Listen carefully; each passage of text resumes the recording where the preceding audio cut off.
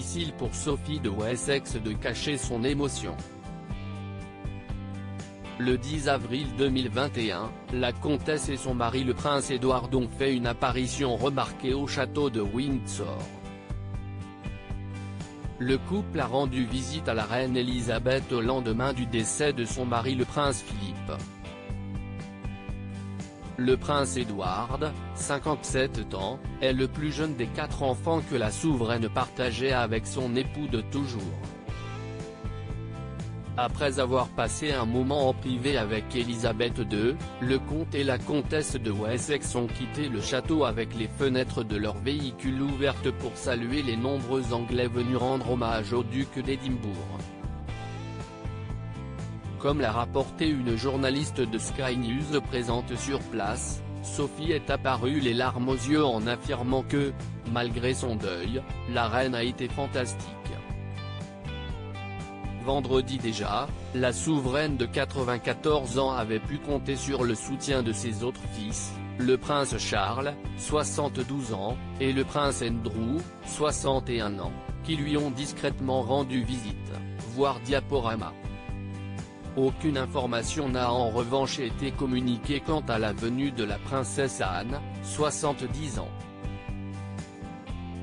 En raison de la crise sanitaire, tous les bouquets de fleurs, messages et autres présents déposés au pied du château de Windsor, mais aussi devant le palais de Buckingham, sont immédiatement retirés.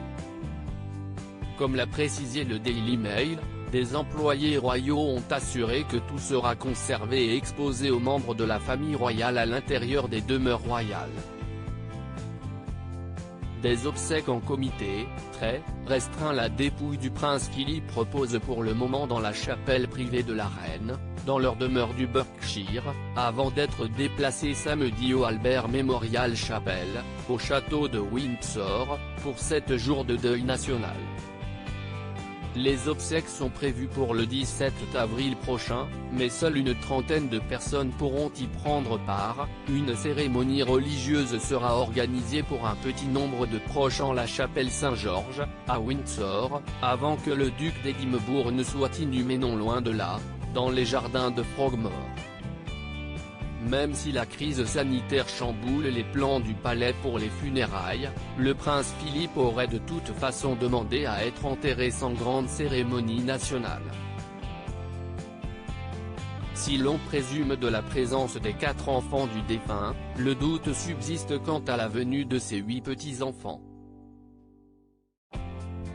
En tant qu'héritier au trône, le prince William devrait être présent avec son épouse Kate Middleton, mais son frère le prince Harry, parti vivre en Californie avec Meghan Markle il y a un an, pourra-t-il rentrer à temps? Le duc de Sussex ferait tout pour, en dépit des restrictions pour les voyages internationaux.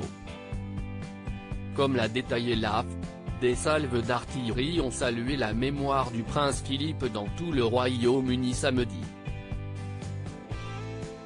Depuis la tour de Londres au bord de la Tamise, les châteaux d'Édimbourg ou Belfast, dans l'enclave britannique de Gibraltar, sur les navires de la Royal Navy, où il a servi pendant la Seconde Guerre mondiale, le bruit des canons a retenti à 12 heures.